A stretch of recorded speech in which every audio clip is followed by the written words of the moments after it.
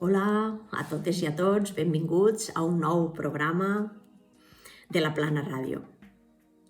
Avui parlarem de la importància de la gratitud. Sempre parlem de que és molt important pensar en positiu, del poder de les paraules i de les afirmacions, que hem d'observar molt bé com parlem i també com mos parlem, és algo primordial, però hi ha algunes coses que mos poden ajudar a avançar. Una d'aquestes coses és la gratitud. És una energia poderosa que mos obri el cor i les portes a tot lo bo. Ja no tant dir gràcies mecànicament, no? Sinó el fet de poder sentir la gratitud, no? Perquè això mos porta a un estat d'acceptació, d'apertura i de disposició. Imaginem-vos que la vida, no? Que l'univers és un gran restaurant. Però clar, és un restaurant còsmic. El que fem és, en esta observació, no? És alinear naturalment la nostra energia a través de la llei de l'atracció en la energia universal. Existeixen totes les possibilitats i el que nosaltres ordenem en esta cuina còsmica, no? En este cambrer còsmic, no és una altra cosa que el que estem transmetent a través del que sentim. I com totes les coses de la vida, això també es pot entrenar. El que és una pràctica diària, no? Que s'ha d'acabar transformant en un hàbit.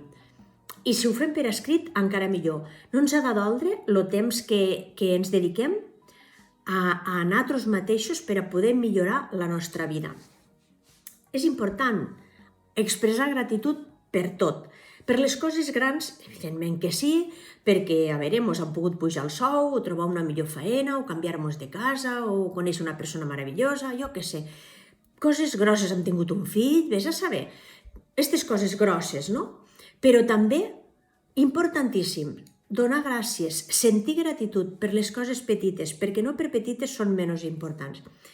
I mira, inclús podem buscar temps, si en tenim ganes de posar-nos-hi més, no? Per escriure tot allò que podem agrair de l'última setmana o de l'últim mes o inclús de l'últim any, no? I com més detallat ho féssim, millor. I cada vegada cada cosa que escriguéssim, no? Disfrutar per un segon d'aquella cosa que estem agraint. I a més, estendre l'agraïment a les coses que giren a l'entorn d'esta cosa per la que estem agraïts. Per exemple, imagineu-vos que anem a fer un cafè, fem un cafè, és una terrasseta que està en un recer, al solet, en un lloc bonic, agradable, acollidor. A la millor, a més, estem en una companyia en la que ens sentim molt a gust. Donem les gràcies per això, no? Per este cafè que he fet avui, perquè estava bo, pel lloc on estava que era acollidor, per la persona que m'acompanyava, però també puc extendre una mica més i puc donar gràcies per la persona que m'ha servit el cafè, per les persones que cuiden que aquell espai sigui acollidor, per la persona que l'ha preparat. I podem anar més allà i puc donar gràcies al pagès que ha cultivat la planta del cafè, i que l'ha portat, l'ha cuidat, no? I l'ha portat a bon terme, i per les persones que l'han collit i que l'han preparat i que l'han envasat, i pel camionero, pel transportista que l'ha portat fins al supermercat, i per la gent del supermercat que el col·loca, o sigui, que si volem nosaltres podem anar extenent gratitud, però ja veieu vosaltres, un cafè que he disfrutat en una terrassa, ¿vale? La de coses que m'ha portat a agrair. Això ho podem fer en tot, no? I és com allò, valorem el que tenim, valorem el que vivim, agraïm-ho i a més, recreem-nos en aquestes petites coses que són tan valuoses, no? Mira, els pensaments tendeixen a autoalimentar-se, no? I observem el que passa quan algo no mos va bé o no mos agrada i estem en la queixa. Sembla que anem fent un capdell, que cada vegada el fem més gros, i com més me queixo, més motius trobo per queixar-me i més malament me sento.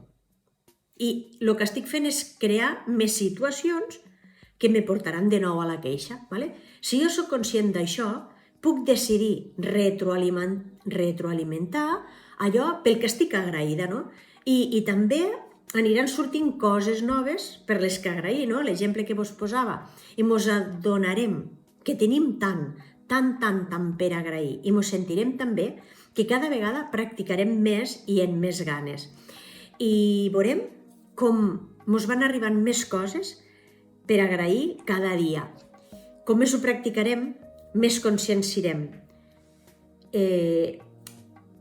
Per a practicar-ho podem fer-ho tot el dia, no? A qualsevol hora, en qualsevol moment. Però si hem de triar quin és el moment més adequat, jo us diria que el millor moment per a fer això, aquest exercici, és a la nit abans d'anar-me'n a dormir. Són molt importants els últims pensaments del dia, en què m'on anem a dormir, perquè en aquests pensaments seran els que mos adormirem. Si tenim en compte això i busquem uns pensaments de gratitud, uns pensaments de benestar, no? Dormirem més i dormirem millor.